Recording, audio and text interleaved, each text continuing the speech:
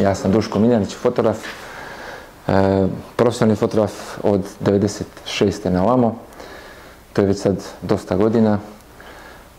Pripremio sam neku prezentaciju prije nego se nastavim predstavlja dalje. Nisam stavio puno fotografija jer kad sam sad rekao 96. na ovamo, kad sam krenuo da pravim nešto ovako da bi se predstavio, ispalo je da sam odustao barem 5-6 puta i htio sam Natašu zvati da odustanemo svega jer toliko je toga da nisam znao kako da koncipiram sve, da sam se samo bavio možda jednom temom, što mi je vrlo često radim na fakultetu likovnih na Cetinju, ali prosto sam nekako imao želju da se predstavim sve ukupno, eto, to nisam nikad radio, smatram da za ovoliko godina možda i, eto, mogu bih se predstaviti sve ukupno. I onda mi je bilo jako teško pronaći prave primjere, tako da sam nešto brzinski skenirao, nešto fotografisao i tako dalje. Uglavnom, dok budemo ovo radili, vi možete otvoriti, ako želite tu, ove dvije stranice, možete otvoriti stranicu UNICEF-a, CNP-a, Zetskog doma, sjetit ćemo se još nečega dok budemo pričali, tu možete da listate dosta toga. Tu je zaista 95% fotografija su moje svih ovih godina, možete i na Google kucati ime i prezime pa će tu dosta fotografija da izađe. Jer prosto sam ovdje iz svakog nekog segmenta koji sam tako ili da kažemo dijela radnog života postavio sam po nešto. Ok. Kao što rekao Duško Miljanić, profesionalni fotograf od 96. Znači preko 25 godina prakse, u međuvremenu sam završio i školu i magistrirao, tako da imam i formalno obrazovanje vezano za ovaj dio. Nije mi bliska samo fotografija, bliske su mi ostale umjetničke prakse i dizajn i štampa i tako da ne bavim se usko stručno tima, ali mogu da dam određeni doprinos i da učestvujem u određenim projektima. Počeo sam u fotoklubu 96. godine, u fotoklubu Podgorica, tu sam se učlanio i mentor moj tadašnji pokojni Vojo Radonjić, 10 godina, 2005. Vojo poginuo na zadatku, fotografskom zadatku, tu sam naučio zaista dosta i od Voja i od rada u laboratoriji. Ne znam koliko vas ovdje ima fotografije, kakvu fotografiju imate, ali to znanje analogne fotografije i rad u fotolaboratoriji je zaista nešto neprocjenjivo. I zaista je to baza, vi se samo sa digitalnom onda upgradeujete, fino olakšate sebi život, a sve ostale da kažemo, bazične stvari iz fotografije zapravo tu upoznate. Rad u laboratoriju je meni bio svakodnevno po par sati, radio sam 2 posla kao student, radio sam u fotografskoj radnji, radio sam kao volonter u NVO, ADP Zid, radio sam u tom Zidu isto kao nekakav prelamač, tad je bio Quark Press, ja ne postoji kao softver za prelamanje časopisa.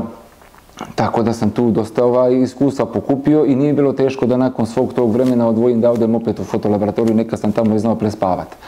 Stvari su tamo, ovo sad što pričamo, ovo zaista jeste prošli vijek, ali nije tako daleko. Prošli vijek 20. ali nije daleko. Tehnički i tehnološki jako daleko. U momentu kad se sve ovo radilo i stvaralo jedan ručni print sa moje prve izložbe iz 2006. Do čega ćemo doći. Sve su se stvari radile ručno i analogno, morali ste o fotografiji promišljati, morali ste znati šta radite, a onda ste morali znati kompletan proces dalje šta nakon toga. Mene nakon snimanja ne znači da je posao završen, ja kažem često snimanja, da znate, za fotografisanje kažem snimanja, da ne bude zabune, tako nešto, tako sam prosto naučio. Čeka vas razvijanje filma, pravljenje kontakt kopija, odabir pravih snimaka, za to zašto, zavisi koja je namjena tih snimaka, koji je klijent i onda tek ide printovi, zavisno šta klijent traži, mali format, veliki, srednji, tako da je. Jer neko ulazi u fotolaboratoriju, znali kako izgleda, jeste imali bilo kakvu praksu, jer ste dodira sa analognom fotografijom, od čega se sastoje filmovi, papiri, tako da niste, ok. Jako je bitno, rekao sam, zbog toga što sve ono što radite u računaru i sve ono što je u Photoshopu, ako koristite i Photoshop, zapravo je nastalo iz ovoga darkrooma ili iz Vrnačar laboratorije. Sve te momente ste mogli rukama ili ste mogli putem nekih pomagala da napravite u laboratoriji. Reći ću da sam,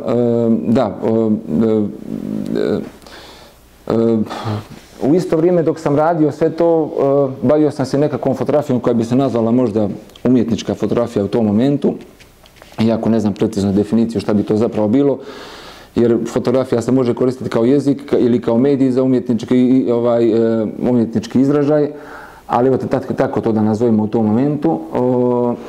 To su bile sve ručno printane kopije koje sam slao svugdje po svijetu.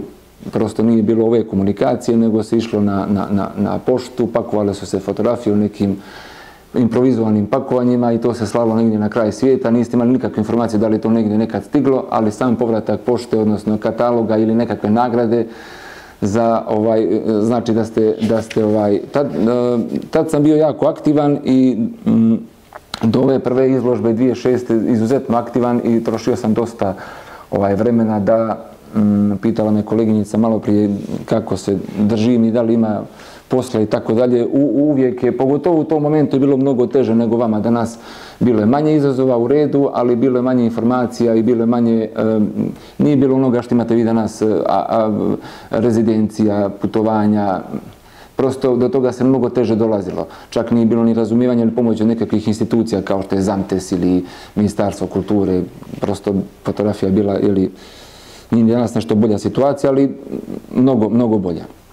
I bilo je naravno mnogo teško se zapozicionirati i zapraviti nekako svoje tržište i naći nekakve svoje niše u kojima se lijepo krećete. Znao sam šta ne želim da radim i time se ne bavim dan danas, ne fotografišem svadbe, vjenčanja i modu i nekakve proslave i tako to. Iako sam s početka naravno morao neke zadatke završavati, pogotovo kad se radi u fotografskoj radnji, neke sam zadatke prosto morao završavati, ali prosto sam znao da se time više baviti neću. Nakon tog nekog lijepog rada nastala je ova jedna kolekcija koja se zove Skynet. Zašto ne umijem sad objasniti u ovom momentu, mislim da ova kolekcija nikad nije završena. Ona je dobro započeta i dobra je bila ideja, ali prosto mišljenja sam da nisam još uvijek dovoljno sazrio da bih kontekstualizovao ovu temu i da bih je zaokružio. U principu radi se o nekoj, mislim, ja sam nekakav stil zadržao dan danas u ovom nekakvom nabrajanju dokumentarnom, nekakvoj repeticiji, da kažemo dosadno, ali to dosadno repeticije zapravo naglašavate određenu dokumentarnost i pokušavate iz toga da opišete ambijent, sociološki, kulturološki i tako dalje, onoga što zapravo radite. Ja sam fotografisao ova nekakva zdanja, odnosno koševe koji su također handmade, svugdje po Crnoj Gori, od Boke do sjevera, tako da se u tom dizajnu i u tim različitim pristupima mogla vidjeti razlike između južnog, centralnog i sjevernog dijela i tu sam pokušao da nešto ispričam, ali mislim da nisam to završio. Imao sam lijepu izložbu je vodila i bila je kustoskinja Vjera Borozan, koja je isto bila tada na studijama. Izložba je trajala mjesec dana i prosto je super bilo i meni je dalo nekakav novi, tad sam se oslobodio nekih stega i fotografskih radnji i ostaloga, prodaje i ostalog, prosto sam pošao nekim drugim pravcem kojim sam zapravo i htio. Ova repeticija kasnije me prati kroz ostale radove kojima ćemo se skroz na kraju posvetiti. Evo možete vidjeti, ako vas interesuje, imam jednu kopiju ovoga kataloga iz 2006. Možete baciti pogled, ako vas je... Vrlo brzo nakon toga dešava se ova situacija da za ovaj kalendar od skoro 8000 učesnika u cijelom svijetu, iz cijelog svijeta, sada žiri po nekakvim kriterijima u tom momentu, ja sad ne znam kakvi su kriterijumi bili, ali žiri odlučuje da među ovih 12 fotografija se nađe i moja fotografija iz ove serije. I to je jedna od najjačih, AKFA tada bila jedna od najjačih proizvođača analogne opreme i naravno da je bila čast naći se u njihovom kalendaru, mislim, pogotovo što je stigao jedan mail. Znate kako su mailovi bili te godine, mislim, stizali su, ali to je nekako bilo, nije bilo kao ovog momenta sad, imate komplet konekciju, to je prosto stigne mail, vi ga gledate jedan put u ko zna koliko dana, prosto nemate tu, naviku i kad je stigao mail sa tom obavješću, naravno da sam bio oduševljen. Skupio sam nekakve novce kao student, imao sam neke lokalne mini sponzore koji su mi pomogli da odem u Keln, da budem tamo na izložbi, da se upoznam sa ljudima. I tu sam dobio jednu lijepu nagradu, značajnu nagradu koju nisam htio da unovčim, oni su htjeli u novcu da mi plate, ja sam odustao od toga. Zapravo sam tražio da mi pošalju komplet materijal, njihov fotografski, hemiju, papire, filmove, sve što imaju, jer nisam nikad imao takve uslove da sa ovako vrhunskim materijalom radim. To su bili vrhunski papiri, da vam sad ne govorim, znači profesor vaša, da vam sad ne davim, zaista vrhunski materijal. Nisam uspio sve da potrošim jer vrlo brzo je došlo do prelaska iz ove analogne u digitalnu.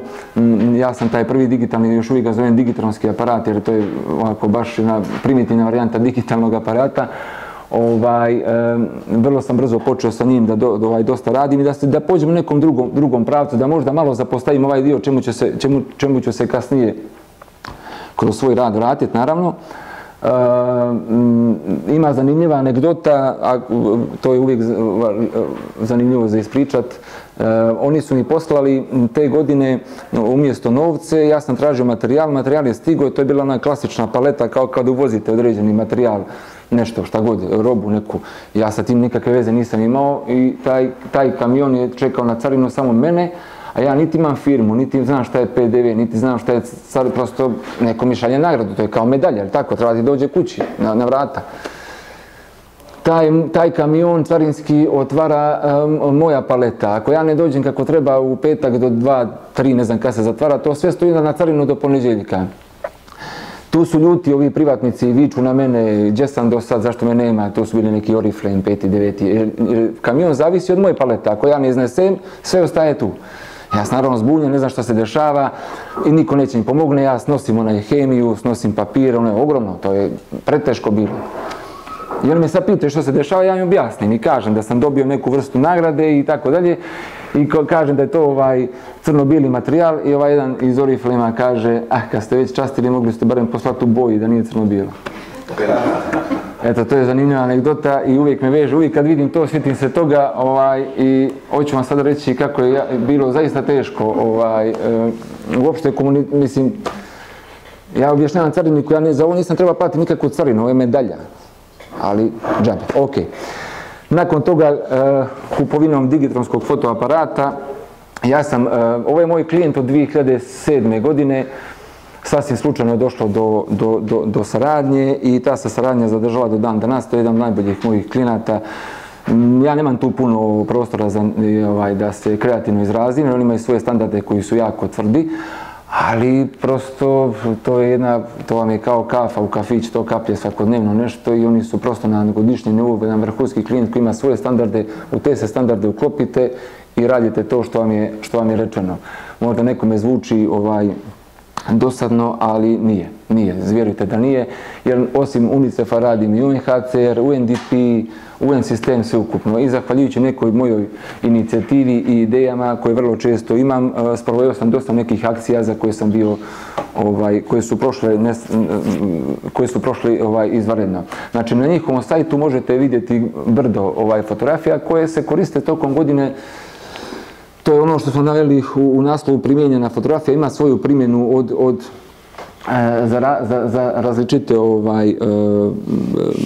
za različite u različitim medijima ima svoju primjenu. Za zadatak se pripremam uglavnom identično, nevezano ko je klijent, uvijek se pročitam, bilo to pozorišni komad ili bilo najobičnija vijest koju treba da fotografišem za UNICEF, uvijek treba da pročitam i da osmislim kako šta. I koliko budete imali nekih pitanja, slobodno notirajte pa možemo da diskutujemo. Ja ću ovako malo prilećeti samo ove neke podatke pa možemo možda malo neku diskusiju življu napraviti. Za UNICEF sam radio ne samo fotografiju, radio sam nekoliko videa, to su bili videi na moju inicijativu. Zatim sam radio jednu fantastičnu akciju 2010. godine, tad se nije znalo jako malo se znalo za Paraolimpijski savez Crne Gore. Ja sam te godine uključio klinci iz Paraolimpijskog saveza, napravio jednu fantastičnu akciju i sve smo to napravili Sve smo to završili jednom izložbom, evo ga, paraolimpijski. Uvijek u svom radu, ovom korporacijskom i uvijek volim da uključim nekoga ko se bavi dizajnom, tipografijom. Ne radim sve stvari, ako bih mogao da kažem da bi neke stvari riješio sam, prosto ne želim, ne petljam se ono što nisam do kraja siguran. Tako da na svakom od ovih zadataka imam po nekoga zašto ovako ide sad? Evo ga, Paraolimpijski komitet, ovo je za Rio 2016, ali ja sam malo prije rekao 2010. smo mi napravili fantastičan video i fotografije, izložba je bila i video promovisan i tad je Paraolimpijski maltene, znali smo za njega, evo da nas od tada učestvuju na svim Paraolimpijskim igrama i tako dalje. Ovo je jedno tipično, karakteristično snimanje, mjerenje svjetla, biranje ugla, čak sam snimao ispod površine vode, to je plivač Ilija Tadić, on, mislim da je lijeva ruka njegova, da od lakta na niže nema ruku, tako da pliva maltene sa jednom. I njega znam, ja sam sve njih upoznao još kad su klinci bili 2010. tako da sam sa njima pravio tada uspostavio kontakt. Tu sam akciju prezentovao UNICEF-u, UNICEF je to, odmah im se svidjelo, pogotovo što su to sve klinci, djeca ispod 18, tako da je to bila jedna fantastična pozitivna priča sa lijepim sloganima, sa dizajnom, mislim da ćemo sve imati ovdje. Ovo je, na primjer, set opreme koji se vuče na teren, evo vidite. Ovo je vodonepropusni kofer i kofer koji dihtuje vakuumski, tako da ako ispadne iz barke, iz broda, može da pluta, ne može oprema da potone, tako da se o tome misli. 1000 nekih drugih stativa, svjetlosnih dodataka, 3-4 vrste svjetla i tako da zavisi šta se snima, ponese se, uglavnom sve, jako se napravi nekakva skica snimanja, ali uvijek se ponese sve i puta 2, eto, za svaki slučaj da nešto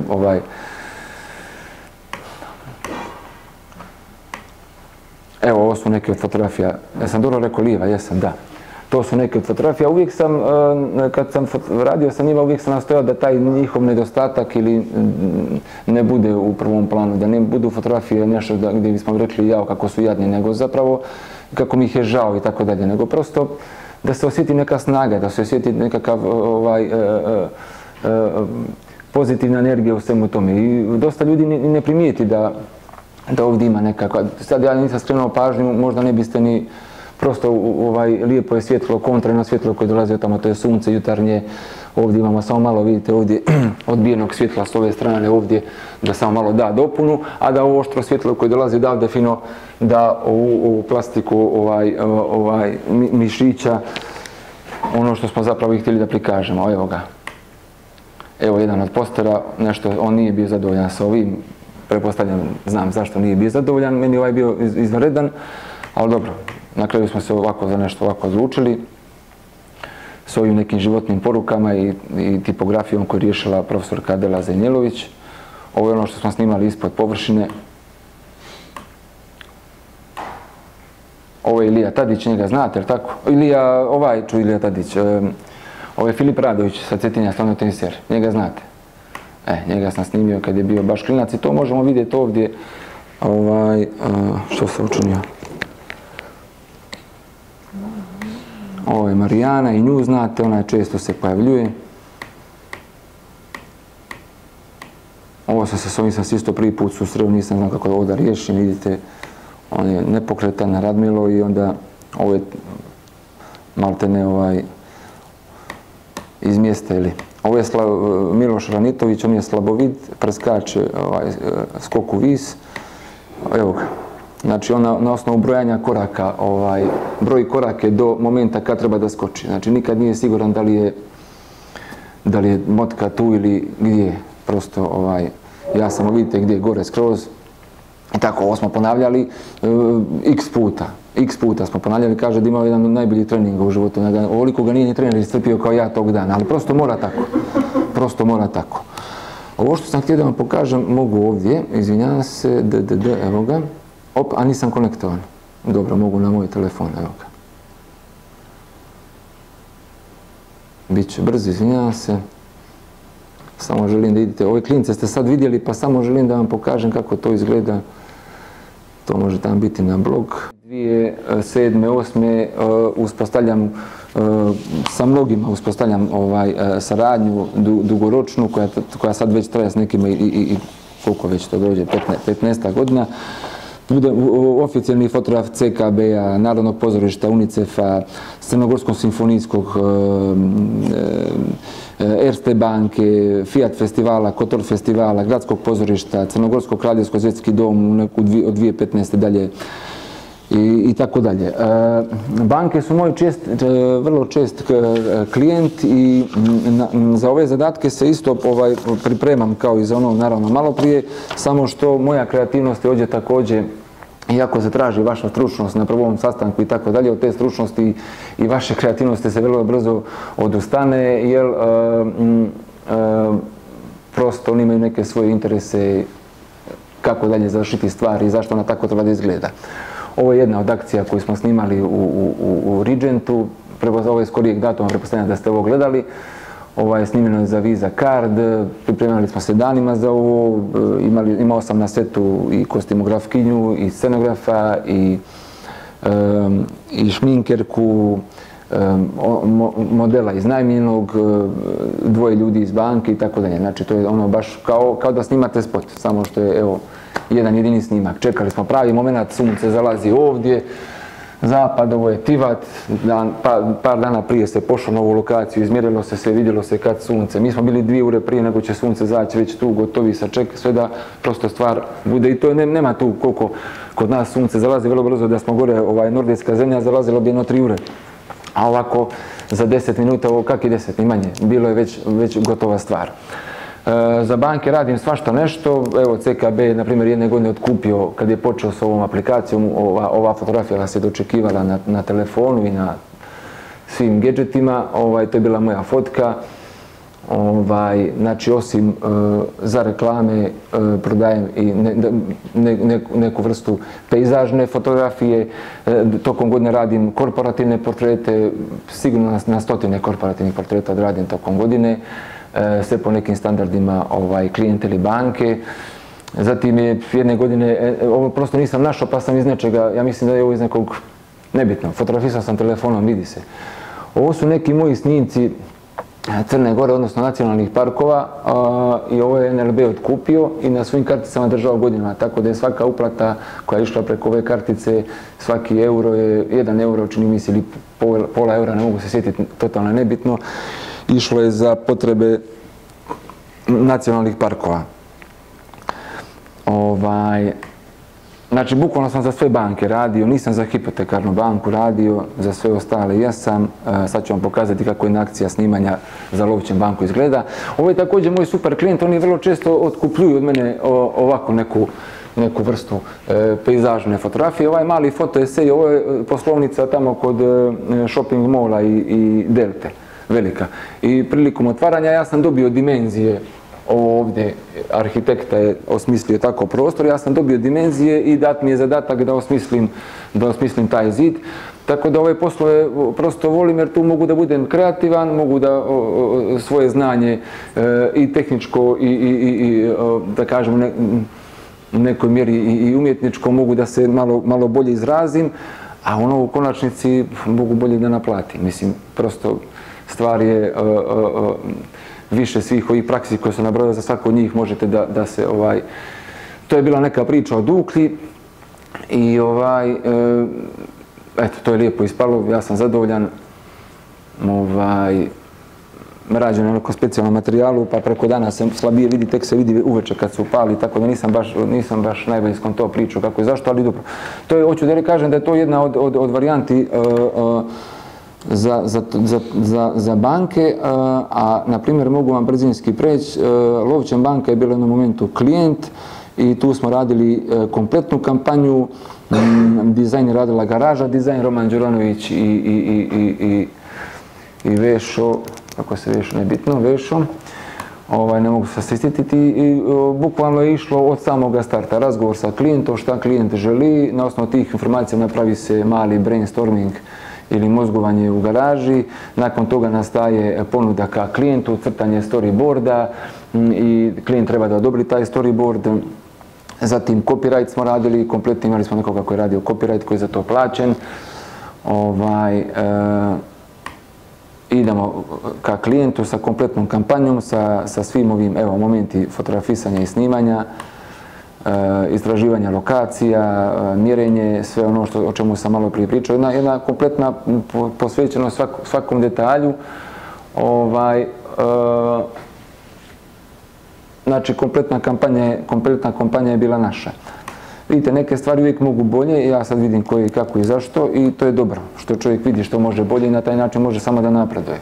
Jer ako misliš da je ovo najbolje ikada, onda u tom momentu mislim da je vrijeme da se onda time više ne bavi niko od nas. Prosto, dobro je da može bolje. Eto, to je to. Moram ovako, jer sam malo... Vraćam se ovdje, na glavnu. Ovo je jedna od akcija koju sam radio za... Ovo je izlagano, vidite gdje, na ovom velikom festivalu, ali nije bilo namjenski rađeno za to. Ne znam jeste primijetili ovu akciju, bilo je prije par godina. Ovo je ovdje, nije lopta, nego svežanje smeća. Zato kao crne tačke u Skadarskom jezeru mogu li da se riješe na taj način. Stvar je bila prosto za juče, nije čak ni za sutra, ni preksutra, nego za juče. Znači ja sam morao u roku nekih par sati da napravim samo neku brzinsku skicu, prihvatio sam se toga i to hoću da vam kažem, radili za novac ili bez novca, ako ste se nečega prihvatili morate ga dovesti do kraja kako znate umijete. Znači ne mogu sad i onako me ne plaći tako da je. Znači rekli ste da ćete doređenu stvar da radite. Ja sam to prihvatio. Bilo je zaista zgusnuto i bilo je jako nezgodno. Sad ću vam reći iz više razloga. Bio je jul mjesec, jul nije mjesec za fotografisanje pejzaža nikako kod nas, pogotovo ovdje okolina Podgorice. Bili su požari ovdje na ovom potezu Skadarskog jezera i moralo je sve da se završi u 2 dana sa košarkašima koji su išli na neko prvenstvo i sa rukometašicama koji su išli na neko prvenstvo. Oni imaju svoj ritam buđenja, ishrane i treninga, ja imam svoj ritam, sunce ima svoj ritam. A sve moramo da radimo ovaj. I onda smo išli, evo i okvir od strane, ovo sam sad sve ovdje rekao, je li tako? Pritom nisam znao koji će modeli da budu, niti sam na to mogao da utičem, mogao sam samo da utičem na lokacije i na vrijeme snimanja. Ono što sam došao na ideju, jedna od ideja je bila da lopta ne bude lopta, nego prvo mi je bila ideja da ih fotografišem samo tako i da on kao košarkaš da određenu poruku. Onda mi je bilo bez veze zašto bi on stojao sa nekom košarkaškom loptom i slao poruku da bacim smeće na pravo mjesto. Onda su skontali da mi bi bilo loše da napravimo loptu od nekog smeća i da to bude ta veza. I to je kod njih super prošlo, odmah je sve to ok da se radi. Morao sam ići u istraživanje ovoga terena, vidite, evo ta nekakva lopta koju smo konstruisali i to su neki snimci, evo, komplet ekipa na terenu. Šta je bio trik? Ja sam ove 2 tačke, na 2 tačke su snimili košarkaši i na sljedeće 2 drugog dana rukometašice. Izgleda kao da smo pokrili nekoliko različitih pejzaža i da smo putovali jako daleko, ali nismo. Putovali smo najmanje 10 minuta, ni toliko. Ali je pejzaž na tako malom prostoru bio različit. Zapravo izabrali smo 2 strane. Onu stranu gdje brže zalazi sunce smo snimili odmah i brzo smo vozili do sljedeće tačke gdje sunce zalazi nakon 10 minuta. To smo sve izmjerili par dana prije. Ima odlična aplikacija za mjerenje sunca, kad zalazi, kakva situacija, prosto, evo, ovo je druga tačka, pogledajte, znači nije udaljeno ni 10 minuta, a ispalo je skroz, evo vidite, ćete, mislim, ima rješenja na kraju.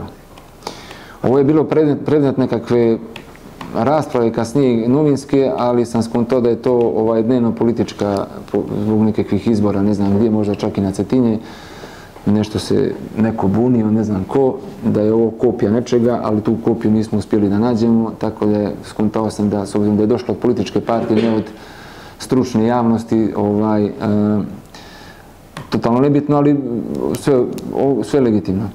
Ovo je krajnji rezultat. Dizajn je radio Peko Vujović, svršeni student Fakulteta likovnih umjetnosti, svakako je saradnik EU Info centra, tako da je saradnja bila fantastična. Znači ovo su dva pejzaža jako blizu, a pogledajte, različiti skroz.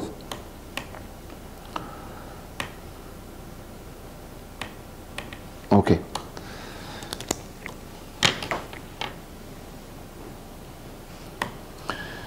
Ovo je također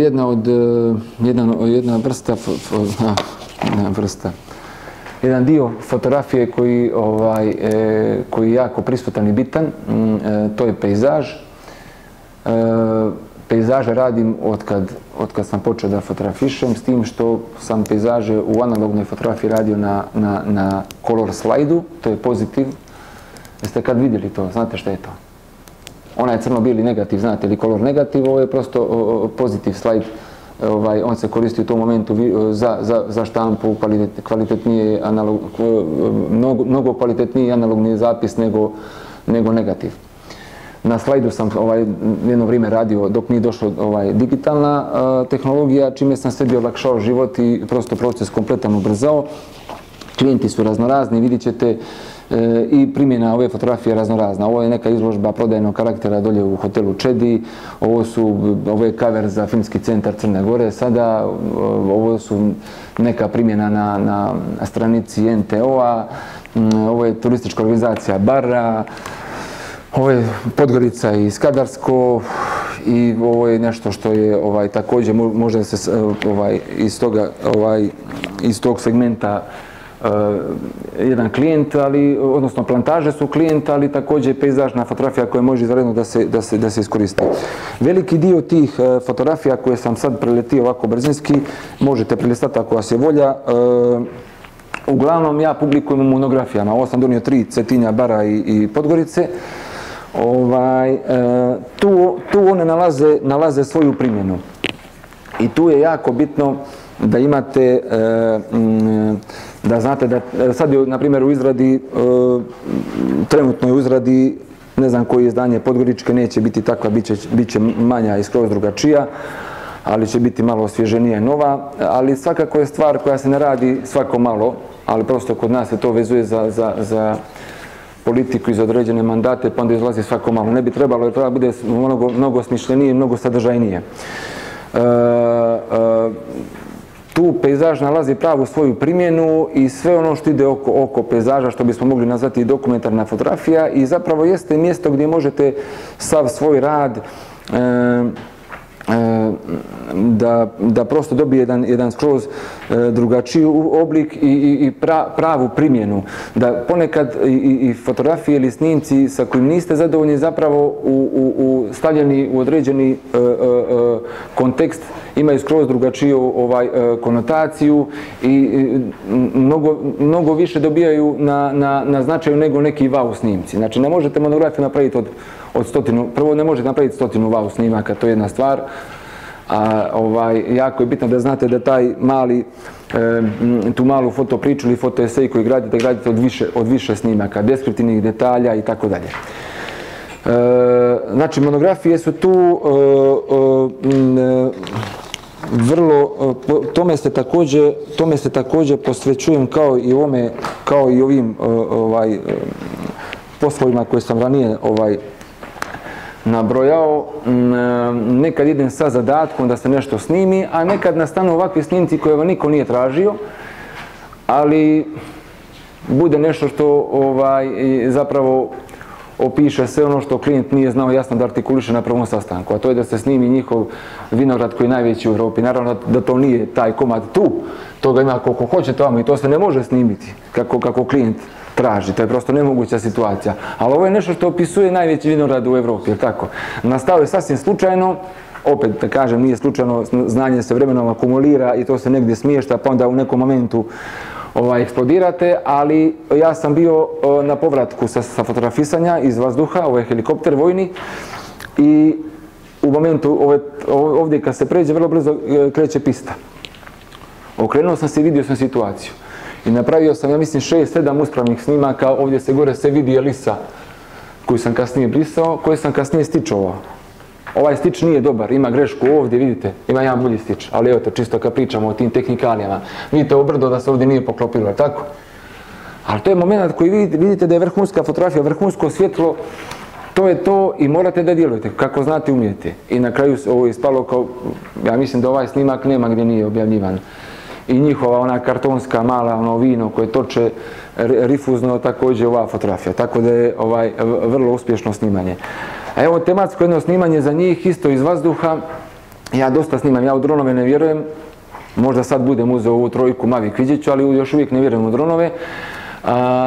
Snimanje iz vazduha je mnogo bolje, teže za organizovati, mnogo skuplje, ali je mnogo kvalitetnije za ovakvu vrstu primjene fotografije. Ovo smo nešto sve, ovo smo sa Toki Vokijem razgovarali dalje sa produkcijom, pusti, krenite s konjima, krenite, smijte se i ostalo, tako da, mislim, ne vidi se ovdje s leđa smo, nego prosto jedna cijela situacija, samo jutro vidite kako lijepo sunce liže ove vinograde. To je fantastično snimanje, ali prosto ovo je isto jedan od klijenata naših koji prosto nema razumijevanja za sve se svodi na to koliki je zapravo vaš honorar.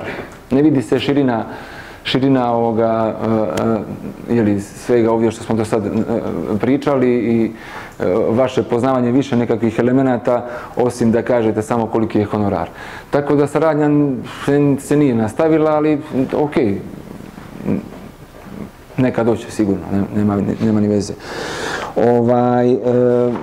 Ta pejzažna, hoću vam reći, za ovo morate biti spremni. Evo ja sam prije korone, to je možda prije 20-ak dana, na jednom vikendu do Zabojskog jezera nazad ispješačili smo 26 km, tako da morate biti žestoko spremni. Nosim opreme sigurno nekih 7-8 kila, tako da žestok rad da bi se napravio dobra fotografija. Ima dana kad ne nastane ništa, prosto nije se pogodilo. Znači, nabrojao sam razne nacionalne parkovi, NTO, razne lokalne turističke organizacije i tako dalje. Ono gdje sam možda, ono i kako je najavila profesorka, možda najviše me ljudi znaju, to je ova fotografija u pozorišnoj umjetnosti. I kao i svi moji projekti iz početka, tako i ovaj nastoje na osnovu nekakve moje inicijative i na osnovu mog nekog predloga. Ne znači da treba sad nekome da idete, pogotovo ako znate da neko od kolega to već neko vrijeme radi, znači da prosto ne ulazite nekakav, svi smo tu, mali smo, znamo se, gledamo se svaki dan kroz pijacu, prosto ne bi bilo kolegijalno ići nekome ispred ali u tom momentu sve naše institucije nisu imale zvaničnog fotografa, niti uopšte fotodokumentaciju ili fotoarhiv koji bi bio na ovaj način kako se ja osmislio i koji se dan danas tako tretira, bio je nepoznanica. Ja sam pokušavao sa Crnogorskim narodnim pozorištem uspostaviti kontakt i prije nego je Janko Ljumović bio direktor, ali nije bilo razumijevanja. Moja prva ideja je bila, što sam bio klinac 2005. ili 2004. bila je ideja da oštampamo neke razglednice koje bi se dijelile uz karte ili bi se slale za Novu godinu, tako prosto neka vrsta promocije i približavanja pozorišta. Tad nije Instagram, ja mislim, postojao uopšte u tom momentu, a Facebook mislim da je tek tako malo se nije, tako da to je još uvijek bila ona starinska komunikacija sa javnošću. Ali ideja je bila dobra, Janku se svidjela, još nije bio direktor, nego je radio, tadašnji direktor je poslao kao idi ti kod Janka, on će razumjeti ovo što ti pričaš, ok. 2008. Janko dolazi kao direktor i ja dolazim sa mojom ponudom kako ja zamišljam rad u pozorištu, zašto smatram da treba da fotograf postoji tu. Smatram da osim da budeš samo fotodokumentarista moraš biti i autor i dati svoj autorski pečat u okviru ekipe koja stvara predstavu. Bio sam u pravu, od 2008. pa nadalje dolazi do velike ekspanzije upotrebe društvenih mreža, pogotovo Instagrama, ne znam u kojem momentu, i prvi kontakt između publike i nove predstave zapravo je fotografija. I vi na osnovu toga stvarate nekakvu sliku i idete ili ne idete, šta god, zapravo dobijate prvu informaciju, osim onoga da je to samo dokument, to je sada jedan autorski moment u okviru autorskog tima. Naravno da autor predstave jeste reditelj, ali svako pokriva određeni segment gdje treba da bude i traži se od njega da bude autor.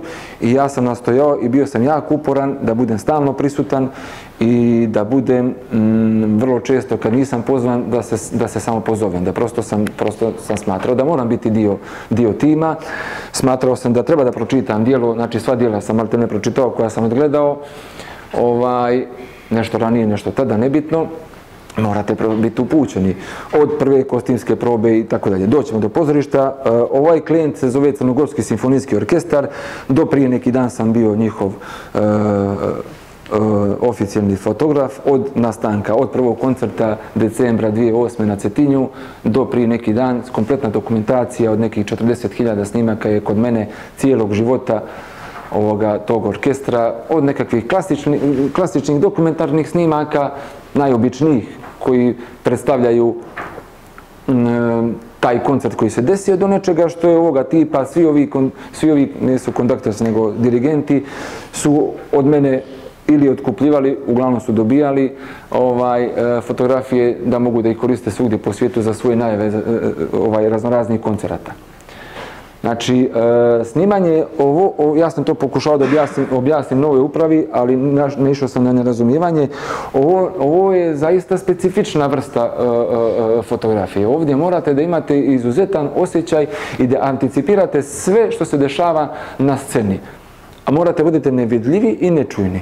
Što za one koji sviraju, muziciraju, što za publiku. Znači, koncert traje sat i po. Vrlo često se desi da ja sigurno 15 minuta se ne pomjerim, nego stojim sa aparatom ovako u jednom ćošku gdje me niko ne vidi, ne čuje. Kad dođe moment moj za fotografisanje, to je moment kad su oni možda najglasniji, onda ja mogu da djelujem. Znači, pokrivate nekoliko tačaka. Deskripcija kompletna šta se zapravo dešava, koji je orkestar, gdje se dešava, publika, reakcije publike, detalji dirigenta, detalji solista, detalji instrumenta i tako dalje. Znači, kompletna ta jedan, naravno ovo mi niko nije tražio. Nije ni taj klijent znao da jasno da artikuliše šta mu zapravo treba. Čak s početka samog osnivanja centra nije bilo uopšte ni spoznaje da je fotograf potreban za ovako nešto. Ja sam smatrao da je potreban. Jer ovo će biti istorija za nekih 30, 40, 50 godina, tako? Ovo će biti zapravo jedino što nam je ostalo. Koncerti su završeni, ostaće neki osjećaj sa tog koncerta koji čisto da ispari, ostaće nekakav katalog koji je slabo više ko gledar svili tamo, jel tako, ove gadžete, znači ostaje samo fotografija. U svemu tome, da ne biste bili samo sumoparni posmatrač i dokumentarista, ako ste kreativni, ako volite to što radite, možete da radite nešto drugačije. Štimovanje instrumenta i tako dalje. Evo, ovo vam niko ne traži, ali također vam niko i ne brani. Ali ovo danas može da krasi muzički centar, poslije ovoliko godina kad se otvorio zidovi muzičkog centra mogu i budu ukrašeni nekakvim ovakvim. Ovo je snimljeno, ovo nije postprodukcija, ovo je u momentu fotografisanja rađeno s objektivom. To je jedan efekat iz analogne fotografije davašnji, znači produži se ekspozicija trajanja, odnosno zavisi se od kad se otvori i zatvori. U tom momentu, ako imate zoom objektiv, samo idete zoom od zoom, znači ako se počelo sa nekim širim kadrom, idete ka krupnijim kadru i dolazite do ovog efekta. To je taj efekat.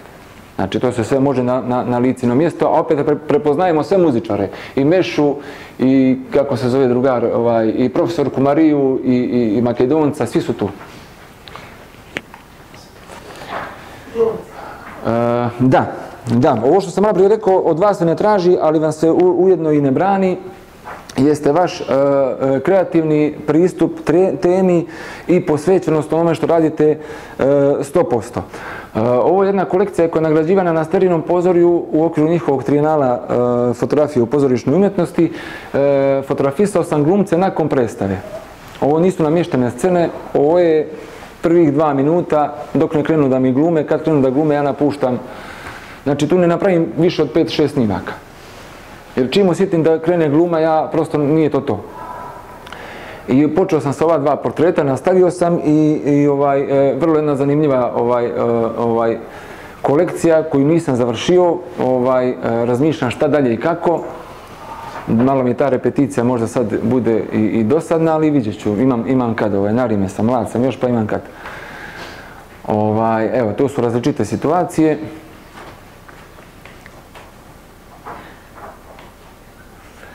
Rad u pozorištu je vrlo interesantan, nešto sam načeo malo prije i rekao, i od vas zahtijeva dosta nekih koraka. Prvo čitanje drame kao i svi ostali, zatim prisustvovanje i kostimskoj probi i sklapanju scenografije i tako dalje, i učešće uopšte u rješavanju nekakvih situacija kao što je plakat. Plakat je jako bitan i žao mi je što više nemamo ovakvih situacija kao što je ovaj plakat. Ovo je jedan angažovani plakat, osmišljen, nacrtan, napisan, istražena lokacija, nađen model, šminka, satnica i tako dalje, postprodukcija kasnije, ove magle nije bilo, ovo smo dodali, jer već je tog jutra poslije kiše, već je puhnuo vjetar, tako da magla nije mogla prosto, da nije bilo vjetra, bilo bi fantastično. Tako da sve su to elementi koje treba da uključite i da ih znate. U razgovoru sa rediteljkom i s nekom njenom željom da bi to htjela da izgleda neko ubistvo u šumi kao neki noir nordijski i tako dalje. Oprilike sam znao šta je, pošao sam do prve lokacije najbliže moguće, bila je Gorica i ne biste vjerovali, ova lokacija odmah desno poslije kapije. Znači nisam prošao ni 5 koraka. Morao sam da razmišljam praktično, zato što nosimo brdo opreme, kiša je, vlažno je, a ekipa koja učestvuje, a nije bitna da bude tu, a hoće da bude tu, uglavnom nema razumijevanja da mora se ujutro ustati u 7 ura ili u 6 ili u 5, da se mora čekati situacija, tako da sam prosto bio praktičan znajući šta svi žele i traže. Vrlo brzo sam našao lokaciju, napravio neke skice mobilnim telefonom i od toga smo napravili 2 snimka, jedan je vodoravni, drugi je uspravni, ne znam, vjerojatno ste vidjeli skoro ovo, to je skorijeg datuma je predstava, tu ide određena tipografija, nabrajanje glumaca, tako da je super, jedan super Znači od vas se traži dosta toga. Da riješite poster, da riješite dok fotografišete u onom mraku, prvu noć. Znači to je prvi progon. Prvi progon znači da je predstava donekle sklopljena i može da ide iz cuga bez prekida. To je prvi progon. On još uvijek nije do kraja riješen, ali dosta stvari je već tu gotovo da može da se fotografiše. Morate razmišljati o više stvari. Morate razmišljati o posteru. Ukoliko nije angažovan i niste ga riješili ranije, rješavate ga iz predstave. Morate da razmišljate o tome da snimite sve glumce na sceni, jer svako od njih mora biti prisutan u katalogu. Drugo, kojeg je formata katalog i koliko će u tom katalogu biti fotografija. Pa to znači, to sve dok radite dumate. Snimiti korektno scenografiju za scenografkinju scenografa. Snimiti kostim, što je više kostima iz različitih situacija za kostimografkinju. I tako dalje, i tako dalje. To je sve ono što radite na prvom progonu. Na drugom progonu slično radite, osim što ste se otarastili kataloga, koji je već pošao u štampu, sa tim se obično kasni. Ove stvari su uglavnom gotove u 5 do 12, a već u 12 mora da su oštampane, tako da uvijek se kasni s nečim, znate. Prosto to je proces koji je živ, koji promjenu doživljava na svakodnevnoj bazi. Nije nešto što je tačno tako zapakovano hermetički i izvolite, to je to, nego prosto stalno se mijenja i stalno ima neku nadogradnju. Mi smo tuđe, jesmo, što se tiče nabavke materijala, kostima i tako da uvijek ima nekakvih. Tako da moje razumijevanje je tu, moram reći, zbilja veliko. Zaista, nije sad bez veze da čovjek ovako kaže za sebe, ali zaista jeste tako. Ja isto večer kad snimim, isto večer obrađujem snimke, šaljem na gledanje, na odobravanje i tako dalje. Znači moj dan tog dana završava ko zna kad, sutri dan. A onda sutri dan opet snimati i tako dalje. Kad se sve to završi, onda dobijam prostor za sebe i mogu da fotografišem šta god mi je prosto, svi mi otvore svoja vrata, svi me nešto onda vole i onda to završim do kraja. Fotora sam u pozorišnoj umjetnosti, znači od 2007. zvanično, a nezvanično sam radio i prije digitalne fotografije radio sam, evo možete pogledati ovo, izvinjavam se, možda je bolje ovako. Ovo isto je monografija pozorišta, ovo je monografija muzičkog centra. Evo zašto vrijedi imati svu tu arhivu kod sebe i koliko je lakše biti urednik fotografije i raditi na knjizi kad imate sve na jednom mjestu. Što sam htio reći? Da, prije digitalne sam radio također par predstava u Zetskom domu kad sam klinac bio na filmu. Na filmu sam radio. 2005. 2004. sam radio neke predstave, pomagao sam Voju Radonjiću, Kralj Ibija, Kraj igre, radio sam studentsku predstavu Barbabarova Travakula, tako nekako. To su ovi studenti Anka Gardašević, Anka Gardašević, Žana Gardašević, Dušan Kovačević, Zoran Vujović, ta generacija. Tako da fotografisanje predstave na filmu je totalno jedna priča, mogli bismo u pozorišnoj predstavi jedno totalno drugo predavanje napraviti i da ide te razlike i ta ograničenja, ali zapravo je to bila dobar uvod za rad u pozorištu uopšte, nametnuo sam se, pošao sam sa tim predlogom i to je prosto tako. Kako tada, odnosno kako prije, tako i dan danas, zaista kad imam dobru ideju, čini mi se da imam i dobar prostor za ulaz, ne u tom dijelu da poznajem nekoga, nego prosto da će biti razumijevanja s druge strane, onda ja napravim prvi korak. Ne čekam da neko dođe do mene, nego moram ja doći do njega, to je tako. Danas je naravno stvar skoro drugačija, ovo pričam za nešto do par godina unazad, sad se malo stvari mijenjaju, tu je Instagram, tu su društvene mreže, razna reklamiranje i tako dalje, tako da to je sad opet stvar isto nekakva priča za sebe, ja u to ne vjerujem, zato se time ne bavim puno, ali možda to ima efekta, ja za sad još uvijek ne vidim. Ovo su neka od rješenja razna vezano za pozorište, evo vidite to. Ovo je jedna fotografija, da, ovo je fotografija koja je izašla na naslovnici ovog izdanja 5-6 pozorišnih komada je, ne znam tačno koliko, nebitno, 5 pozorišnih komada, između ostalog i naš komad Kučka iz Zetskoga doma je odabran za ovu knjigu u koju su i te drame štampane, ali tako je, samo tekst drame, jeste. A štampala je jedna od najvećih izdavačkih kuća na svijetu, Routledge iz Londona i eto, ispalo je da naša fotografija iz Crne Gore krasi naslovnicu tog njihovog izdanja. To je isto jedno priznanje da sad, znate kako, uvijek se postavlja pitanje kriterijuma. Koji su bili kriterijumi za postavku ove fotografije? Baš ove i zašto baš ove i tako dalje. To je sada stvar koju bi trebao neko koji birao da nam da objašnjenje. Naravno da se nama sviđa, naša je, tako da Stvarno da sam ja poslala 5 vaših fotografija naslovnice. Da, nekih iz predstave, da, nismo ni znali zašto. Mislim, ja da sam znao, ja uvijek, to sam rekao negdje iz početka. Ja to sam rekao iz početka, ja uglavnom volim da znam za šta, za koju vrstu namjene, to je ono primijenjena fotografija, gdje će ona dalje biti publikovana, kako će biti iskorištena, da prosto ja vidim koji je to kadar koji najbolje može da se uklopi za tu vrstu toga što je klijent zamislio. Evo, za ovo nisam ni znao, nego onda sam poslije, sasvim slučajno, ovo je nešto zanimljivo što pola ljudi ne zna, mislim da ne zna ni profesorka vaša. Ja sam jedan dobar dio svog radnog života, a da, hoću ovo da vam pokažem, izvinjam se, vratit ću se na nešto od prije, jako mi je bitno da vam to pokažem, to je ono što niko ne traži, a nije zabranjeno, to se vidim, evo ga, flauta violina, ovo je fantastično. Ovo sam radio, ne znam koje godine, čekaj, ne znam, nebitno. Još uvijek je Radio Dakić postojao, nije radio, nego je još bio, mislim da je ovo, kao može biti godina, 2012 ili tako nešto, 2010, nemam pojma. Promocija koncerta je bila, solisti su bili violina i flauta, vidjet ćete o čemu se radi. Ja sam osmislio decembar mjesec, ja sam osmislio da ih radimo u onom rustičnom, napuštenom dijelu Radio Dakića koji je sad srušen, sad će tu zgrade stambene, mislim da su već u stvari, toga više nema. Naravno, kao i sve, istraživanje terena, fotografisanje telefonom, gdje bi se šta moglo snimiti, kako, koje doba dana, spoljašnost, unutrašnjost, šta bolje paše i tako dalje. Evo, unutrašnjost, odlučio sam se za unutra, odlučio sam se za pošao sam rano ujutro, izmjerio svjetlo, kad izlazi, gdje izlazi, od kad traje i tako dalje, sve to ima svoje na aplikaciji, sve to možete lijepo da izmjerite i da znate koje vrijeme da,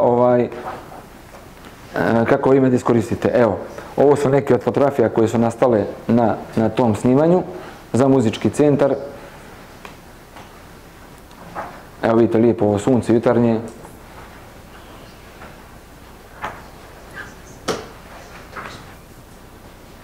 Nosi se sve, naravno, full oprema, svjetlo, ekipa, ovo lišće nije umontirano, nego je bačeno baš u momentu. Imali smo i asistenta za bacanje lišća, tako da sa lijepom kontrom kad dolazi jedna kontra ovdje, ovo je sunčana kontra od ovoga prozora ovdje, a ovo je kontra od svjetla koje sam ja namjestio ovdje, tako da bi se ovo lišće još više došlo do izražaja.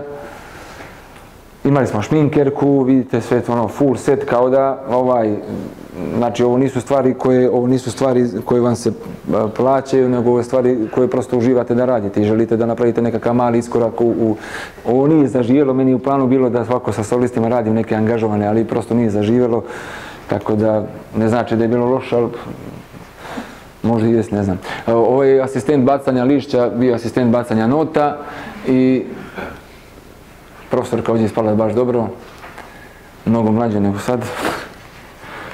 I to je to. Da, baš je fino. Ovo je ovdje sunce od prozora, ali tako? I ovdje dajemo bočno jedno svjetlo na lice i na, možda u vrame previše osvjetljeno sad vidim, ali to je sad stvar o kojoj bi se dalje dalo diskutovati šta i kako. Samim tim što je toliko osvjetljeno ispalo je 2 broja veće nego što je, pa onda to za ženski portret prosto nije ni lijepo. Ovo je jedna vrsta, jer nisam pretjerao, koliko ima još sat ovoga? Sat smo probili. Sat vremena! Izvinjavam se, neću više. Ok, neću više. A ne, ajde kad smo ušli u Berlin diplomatiju, Ajde, bit ću brz. Ovo je zanimljivo, jedno životno iskustvo. Nikad nisam radio reportersku fotografiju, dokumentarnu jesam, ali ovako dokumentarnu nikad. Htio sam kao i u ranijim pričama da budem ja taj koji daje ideju kako do određene stvari treba se rade.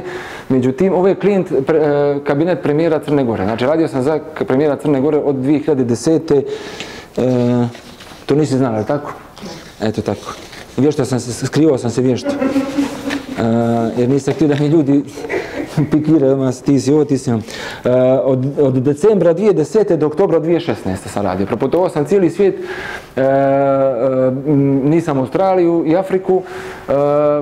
Bio sam u Bijeloj kući prvi ikada i za sad zadnji ikada, više niko ni poslije mene nije fotografisao, bio sam vrlo često sam, u Bijeloj kući se zaštićeni kao bijeli medvjed, fotograf je tamo svetinja, znači pored Bajdena sam uglavnom fotografisao, on je stalno bio, kad god sam ja dolazio, Bajden je bio. I Hillary Clinton, imam i nju ovdje, tačno. Bajden. Kako? Bajden je uvijek. Uvijek je tamo, ja sam imao ideju kako da se ove stvari rade. Rodila mi se ideja tako što sam gledao jedan fantastičan dokumentarac fotografa National Geographica Pete Souza, koji je bio službeni fotograf Ronalda Reagana, a onda je postao službeni fotograf Baracka Obame i pratio ga je od momenta kad se uopšte prihvatio. Znači, on ima nekoliko levela koje obrađuju i nekoliko godina ga je pratio. Njegova čuvena fotografija na Times, kad je Obama digao noge na sto, cipele su bile probušene, zapravo je bila asocijacija koliko je prošlo kilometara pješke da se svakom Amerikancu javi. Mi je to bilo jako zanimljivo i ja sam negdje načuo ko bi mogao da bude premijer te godine. Nisam ja, svi su znali, mediji su pisali, ja rekao ja ću poći kod ovog čovjeka i ponudit ću mu ovako nešto, pa možda razumije, možda ne, mlad je, možda ćemo to. Međutim, uslijedio poziv od njega, jer ja sam ranije, kao on dok je bio ministar financija, ja sam fotografisao njega i za poslovne portrete korporativne standardno, nismo se znali osim tako kroz rabotu, i uslijedio je poziv. Naravno da mi je bilo strah jer nisam ovo nikad radio i ja sam napravio neku malu ponudu ovako vrlo autoritativnu kao da sam to radio ne znam koliko godina, ali sam se dolje ogradio, rekao da nikad to nisam radio, ako mi se ne svidi ili se ne snađem da ću ja vrlo brzo da to prosto jer moglo je biti da mi se ne sviđa, tako? Međutim, počelo je fantastično i ne može biti da vam se ne sviđa, prosto velika jurnjava, veliki stres i velika priprema. I velika škola, naravno, za svašta nešto. Pasoš sam popunio odmah istog momenta, mislim da bi bio gotov za par mjeseci. Sačuvao sam oba pasoša, krcati su i pečata i viza, nema ni nisam bio.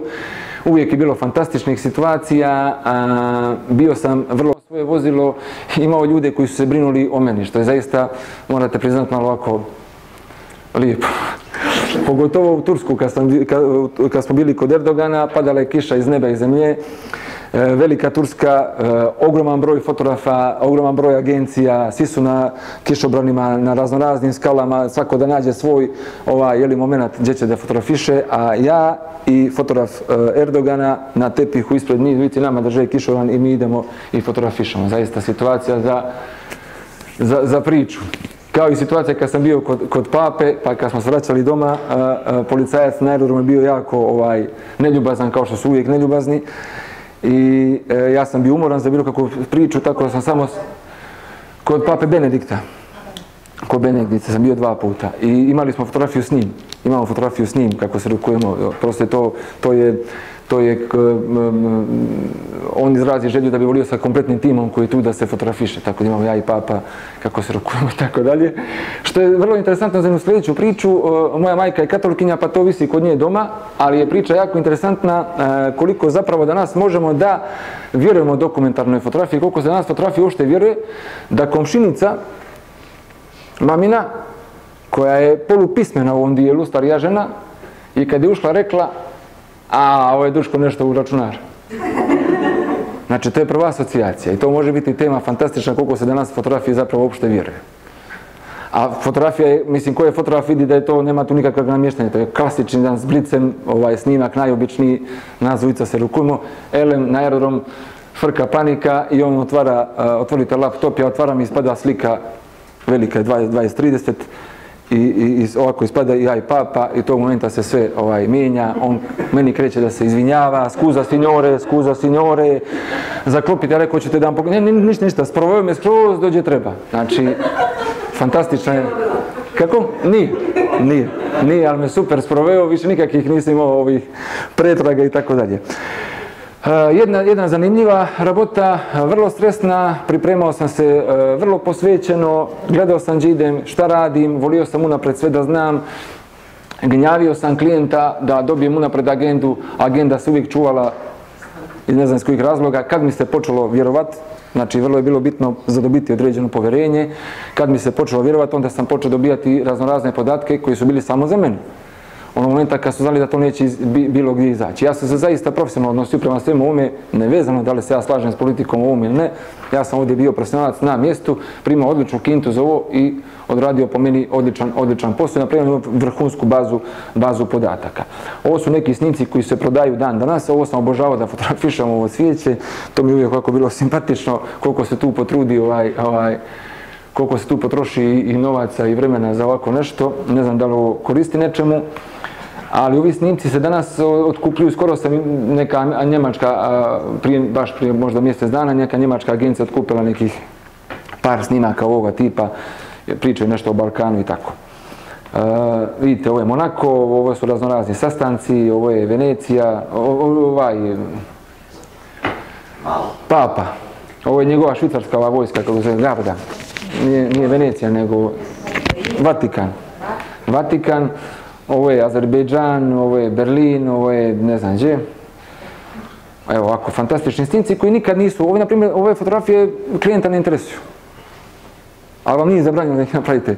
Ovo klijenta ne interesuje. Ja da sam urednik negdje bio neke novine, ovo bi možda bila naslovnica novine dočekan taj, tu i tu, jel tako? Mogla je da bude naslovnica. Međutim, njih najviše interesuje ono što je Pete Souza pričao o svom, inače sam upoznao tog čovjeka na terenu, ono što pričao o svom dokumentaciju, njih najviše interesuje onaj najdosadniji posao, to je da se neko rukuje i da vi to rukovanje stalno fotografišete. To obožavaju svi. Rukovanje je najbitnije. Ako rukovanja nije bilo, stvar se nije desila. Tako da ovi snimci ih ne interesuju. Ovo je prvi put zastava Crne Gore na platovu, ovo je, kako se zove, Vels, veliki NATO summit, prvi put da je zastava... Kako? Vels, ovo je NATO summit prije ulaska u NATO, imam i to, sad ću pokazat ću gdje, a ovo je prvi put da se zastava pokaže tu, jako sam blizu ove Kina, ove, ne znam, raznorazni vidite summit, ovo je mjerenje white balance i mjerenje svjetla i tako dalje, svi to tu, ovo je naravno standardno, jeli, svi koriste samo to. A ovo je neko od vozila gdje bi se neko od nas vozio. To je taj takozvani eskort. Ide se fino ulicama Berlina, Brisela, sve. Nema semafora, nema zaustavljanja, samo možete pozdravljati. Evo, ovo je potpis ulaska u NATO. naravno ovaj snimak može biti opšti, može biti bilo šta, ali zaista jeste to. U nekoj lijepoj priči, u nekom lijepom fotoeseju ovaj detalj fantastično dođe i to je zaista moment kad se potpisao predsjednik, ne znam koji je bio, i on je fino to prosušio, nali pero i to je taj moment. Da li je to trebalo učiniti? Ne znam, to je sad druga stvar. Ok, idem dalje. Portreti su također moja pasija, radim ih tokom godine dosta. Za razne kompanije, radim za pozorište, za glumce, glumice, za muzičare, tako da vidjeli ste. Ovo su klasične studijske varijante, kontrolisane. Evo, prepoznat ćete neke ljude. Ovdje su malo boje izmijenjene, ali nema veze. Bitno da vidite atmosferu. Ovo je jedno snimanje, jedan model, izvinjavam se, jedan model koji može na nekoliko snima, na jedno snimanje da bude različita transformacija. Vidite, imali smo i ovu kosu i tuširanje i tako dalje. I ovo je jako bitno, hoću ovo da pokažem i ne gnjavim više, ovo se zove društveno korisni rad. Znači, ovo je za moj klub iz Tivta, mali jedričarski klub koji je prošle godine bio jedan glavni organizator Evropskog prvenstva u jedrenju za klasu laser trala. Moja ideja je bila da ove lokalne junake naše tivatske snimim kao što radim u svojim radovima drugim na ovaj neki način, gdje sam angažovao komplet ekipu, nekoliko asistenata na terenu, angažovao sa studentkinju Sašku Drecun sa fakulteta likovnih da odradi tipografiju i pripremu za štampu i da odradi ove mock-upove da klijent može da vidi, klijent pod navodnicama, meni su bile ovdje ruke skroz odriješene i viralo mi se maksimalno, tako da sam mogao da budem i kreativan i stručan. I ovo su ti neki snimci koje smo odradili, oni su jedričari koji su učestvovali na tom prvenstvu. I ovo je bila najava gdje smo ispoštovali sponzori i tako dalje. Jedna besplatna najava.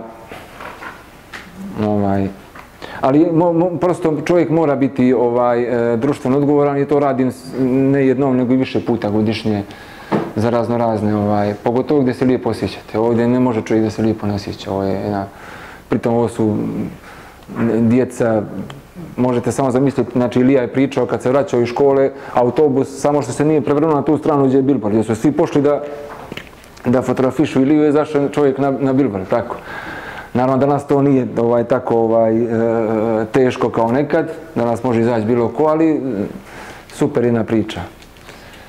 Koristio sam svjetlo na terenu, vidite, dodatno, osim sunca, tako da sam komplet kontrolisao situaciju. Nadina, djevojčica, Nikolina, jedričarka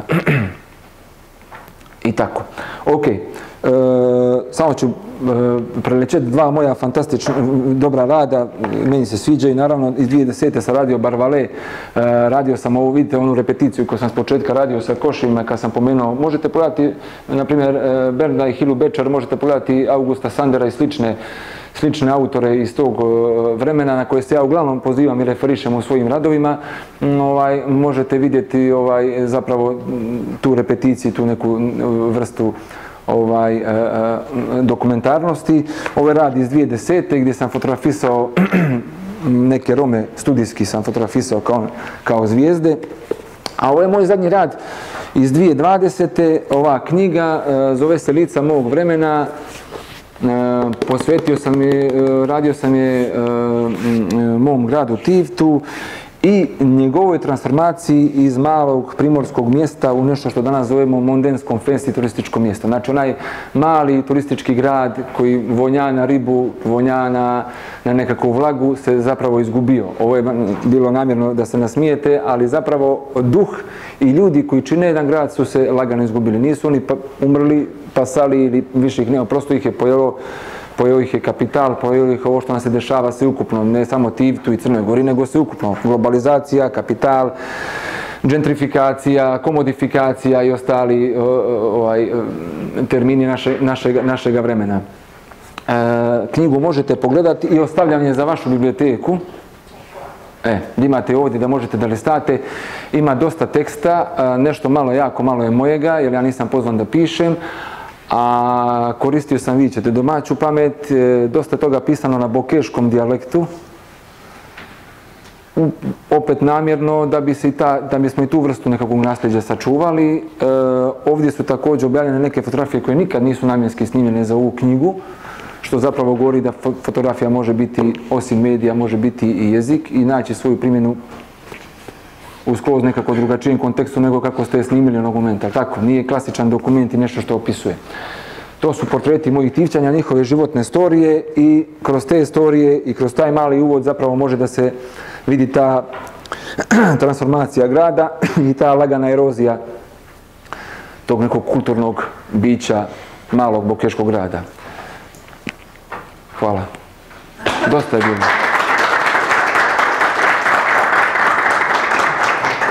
Da, skontao sam bolje bilo da sam vježba pa bi znao koliko traje. Ovako je ispalo dosta, ali tako? Sat i po. Mislim, treba zadržati danas pažnju. Ja znam, po ure je danas je po ure prava mjera da se zadrži pažnja. Ja to znam prosto. Ako ima pitanja, tu sam. Ko se žuri, neka ide, da sad ja ne zadržavam dalje. Uglavnom, ovo je prvi put da sam na ovaj način sagledao sve ovo. Ima tu još nekih elemenata koje sam htio, ali prosto bilo bi too much, vidim i sad. Tako da to je to. Ako ima pitanja, ja sam tu. Imam ja pitanje. Može, hvala. Možda bi bilo bolje da si na početku otvorio za pitanja, a ovako si sad trpao studente. A, tu? Niko se ništa pitati.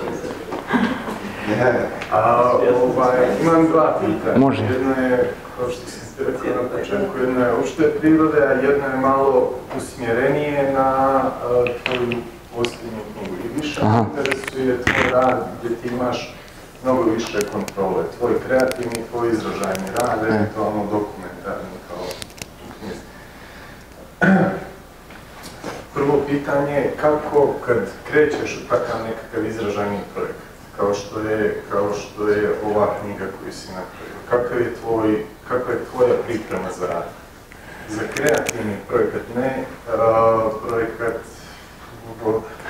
komercijalno. Jasno, jasno. Slično je iz prostog razloga što toliko komercijalno radim da prosto taj moment i pristup radu je skoro da je sličan, znaš. I sama priprema. Naravno, ovdje imaš svoju slobodu, ovdje si svoj, da kažem, svoj si gazda i uvijek mi je Neven, vidite ovdje koji je pisao, pisac je Stivta govorio, blago tebi što nisi imao uređivački kolegijum. Jer svim ovim knjigama ovdje što imate uređivački kolegijum. Mi uvijek odluči neko ko se najkasnije uključi, a odluči se iz nekih drugačijih pobuda ili nekih drugačijih interesa. Ili političkih, novčanih, kakvih god, nebitno. I onda propane stvar. Ovdje nisam imao uređivački kolegijum, ja sam sebi bio urednik. Pripremao sam se naravno isto kao i za sve ovo istraživački. Prvo sam iščitao, gomilu sam iščitao ovoga materijala vezano za Boku, istoriju Boke, iako sam to znao i sam odozdo iz Tivta, ali bez obzira, vrlo često nisam znao onda sam pročitao nekakva dijela lokalnih Maša Čekića, Nevena Staničića i tako dalje, koji možda ne bi ni došli u nekakvoj redovnoj komunikaciji, diskusiji do mene ta dijela. Namjenski sam pošao Tivatska biblioteka, izdanja, sva. Prosto sam ciljao šta bih čitao. Nakon toga sam napravio listu ovih učesnika ovdje koji bi i ko šta znači meni, jer ovo se zovu lica mog vremena i zaista je baš vezano lično za mene, iako je ona univerzalna priča. Tu se možda mogu naći neko drugi, ali ja ga ne znam na taj način kao ove ovdje koje sam fotografisao. Napravio spisak, obavio sa svima razgovore, mini intervjue, pripreme, pokušao sam neke starije ljude da ubijedim o čemu se zapravo... Mada sam vrlo brzo naišao na razumijevanje, svi su pristali. Možda mi jedno dvoje uteklo, možda ćemo za sljedeće izdanje da ih nekako ubijedim, ali desila se interesantna stvar, volim anegdote, moram tokom rada na ovoj knjizi, što nije za pohvalu, prosto se tako desilo, između ostalog i tu je moj tac, nekoliko ljudi je prosto umrlo, desilo se jer ovo je trajalo par godina. A neki lik nikako nije pristajao da se fotografiše. Nije rekao da neće, nego vidjet ćemo sljedeći put, ajde sad sam ovamo, nemoj me sad, sljedeći put kad sam ga nazvao, on je samo rekao, jesi vidio, na trojica su ti pasali. On se u stvari prepao da možda onog momenta kad i njega snimim da će i on nije baš za pohvalu, ali prosto je nekakva, mislim to je život, šta da mu radiš, mislim to je prosto tako. A stvar je trajala dugo zato što sam je kuvao sam je dugo, smatrao sam da stvar nije završena, čak ni dan kad sam slao PDF u štampu nisam bio zadovoljan do kraja. Sad sam prezadovoljan, zaista. Sad kad je ja listan, kad listan neko drugi, zaista sam zadovoljan. Ali u momentu kad odustajao sam od ovoga nekoliko puta. Bataljivo sam skroz, rekao neću ovo da se bavim, ovo je bez veze, površno, idem nešto drugo, pa sam se vraćao i to je vada normalno tako. Sam tehnički proces, rekao sam ti uglavnom, ne znam da li sam ti nakon tih mini intervjua sa svakom od njih, odredio sam dan kad ćemo se fotografisati, na terenu sam otvorio neki studio, onda sam sve naše razgovore snimao, dobio sam dozvolu da snimam razgovore, dobio sam dozvolu da određene izvode iz tih razgovora iskoristim kao citate. Non stop bio sam njima u komunikaciji, obavještavao ih dokle je stvar došla. Onda sam uključio mladu dizajnerku sa fakulteta likovnih, to je njoj isto bilo veliko iskustvo, Anu Mitrović, ona mi je pomogla da ovo pripremimo za štampu. Smatrao sam da ne mogu sada nekog verziranog dizajnerku, jer prosto ovo je art book, moja knjiga koja prosto nema prostora za nekakav dizajnerski sada moment. Ovdje je fotografija u prvom planu i priča koju ovdje je samo dizajn da podrži tipografija i ovo što je tehnički obavezno bitno za štampu. I to je to. Popratio sam komplet proces, bio do štamparije, izabrao papir, napravio probne otiske, dao dozvolu za štampu, potpisao štampu i to je bilo to. Prošle godine u decembru to je bilo štampano. Zbog korone i svega nije mogla biti promovisana do ljetos i to je to. To je mislim to. Uglavnom je uvijek dosta čitanja, zaista. Za bilo kakav, evo sad za ovu, iako sad radimo monografiju Podgorice, pročitao sam tekst nekoliko puta, ne čita mi se zaista, ali prosto moraš. Koje ti je bilo drugo? Ili nije bilo? Da. Ja nisi pokazivao te fotografije iz knjige, ali tamo ima jedan moment. Ajde, pričaj ti. Ili imaš igdje i jednu? Aha, gdje mi je telefon? Imam ovdje na stranici mojoj. Na stranici mojoj ima. Ima jedna stvar koja se proteže iz fotografije u fotografiju, koja ih povezuje onako stilski. To je light motiv. A možda ti imaš više njih, nije ta... Da, ovo je setup postavka studija. Odlučio sam se da neke svoje prakse i neki svoj rad u studiju, rad u pozorištu i tako dalje, da pokušam u jednoj fotografiji koja je klasična dokumentarna, jedan klasičan dokumentarni portret, da ipak ga malo drugačije snimim i obogatim, tako da ovaj moment ovdje vidite ovog studijskog platna koje vidi se, a opet se ne vidi. Uvijek je u prvom planu portret, a opet je sačuvan komplet njegov život koji ga zapravo opisuje, komplet njegov ambijent. A ovo je jedan mali detalj koji je samo njega dodatno akcentovao, izbacio možda u prvi plan više nego što bi to bilo da nema ovoga ovdje. Opet s druge strane, jedan moj mali zahvat scenografski da pokažem da i ja nešto sam naučio iz pozorišta, tako da a stvar je vrlo prosta. Jedno svjetlo koje imitira da je prozorsko, vrlo prosta stvar. Kao i u onom radu sa Romima, također, vrlo prosta. Tu nema 1-2 svjetla u vrh glave. Ali samo je stvar, tačno znaš šta želiš i prosto ga dovedeš ga do... I onda kad je stvar tako jednostavna i kad ti se čini da je prosta, onda još je, da kažemo, doživljaj jači, jel' tako? Evo, odavde svakako svjetlo dolazi s ove strane od prozora, ali ja sam prosto mojim svjetlom kontrolisao situaciju. Snagu svjetla sam također sa kompletnim ambijentom sredio, tako da... Samo da li ima još nešto, izvinjavam se. Evo ga, doktor Perica.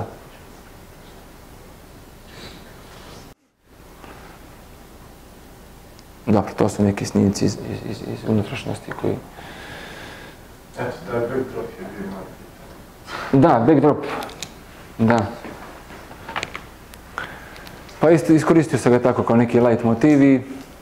To je inače nešto što koristim u studijskoj fotografiji. Zapravo sam ono što radim svakodnevno pokušao da se izrazim kreativno za nešto što nije naručeno, što nije plaćeno i što je lično moje.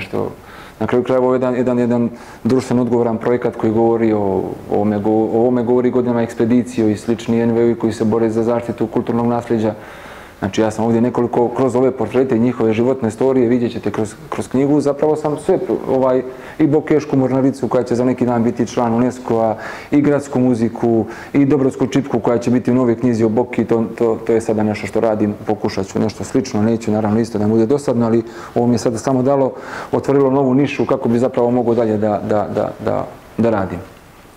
To je to.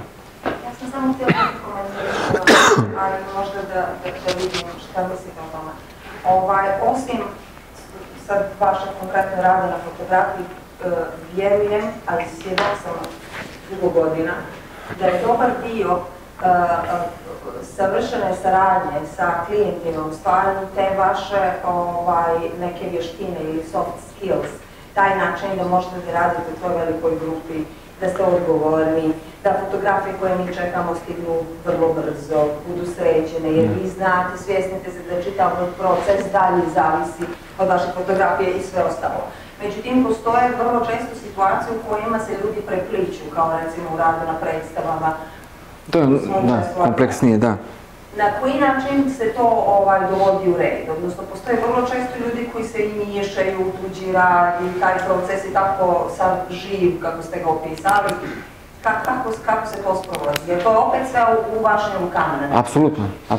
Apsolutno. S početka je bilo teško jer je postalo nerazumijevanje. Ja se sjećam prvih ulazaka u Crnoj P, svi su me gledali, čak i glumci su se ono kao što će, mislim... Međutim, vremenom bio sam uporan, prosto sam bio uporan da se postavim, da se pozicioniram i da pokažem određeni autoritet i da iza toga što odradim stanem. Baš sam bio uporan i moguće zbog toga vremenom sada, došao sam do situacije da jedan Paolo Mađeli kaže obavezno zovi Duška ili tako nešto. Znači, ili Jagoš dođe u Crnu Goru i zovite Duška. Tako neke stvari. Prosto si se uškvario si se za to nešto i onda ti se više niko ne miješa, nego ti se i vjeruje, pogotovo ako imaš dodira sa štampom, sve dizajnerke uglavnom znam, sa svima sam ok, brzo se pošalje materijal i tako dalje. To je to. Vidim samo jedan komentar, pošto da se nadožem na ovu napišenu priču, mada ste vi to što sam ja sad htjela da komentačno na neki način rekli. Meni je najfascinantnije vaš priče to kako ste se vi nametnuli institucijama, umjesto one da vas traže, vi ste pronašli njih. I tu ste dobili, to je za mene velika stvar, veliki iskorak da vi, znači nekako da kažem, samo inicijativno uz vas, to je samo vaš rad da postanete to što jeste dio crnogorske kulture, umjetnosti i to mi stvarno moji komplimenti. Hvala. Ima li neka anegdota iz kontakta sa nosiocima? Pa ne mogu sad da se sjetim, dosta se ih pričao danas da ne potrošim sve. Interesantno je to da prosto morate preduzeti, mislim, stvar vas neće čekati. To vrlo često kažem mlađim asistentima, jučer mi pitam, pošto sam bio na Cetinje, nešto snimam, a treba da mi se snimi nešto ovdje za monografiju, ja mu kažem, budi u tu i turu, tu i tu, izmjerio sam, on kaže, ali tačno 3. Slušaj, ti kaže nešto, ti budi uru prije, jer sunce tebe čekat neće, a ti ga možeš sačekati toliko. Tako i ove stvari, prosto moraš biti prodoran, ne u dijelu da gaziš se pred sobom i da pogotovo se kolegama miješaš u nekakav, ali prosto tačno znaš šta želiš, gdje ideš i to je to. Hvala, oprostite, bio sam dugačak. Svako dobro.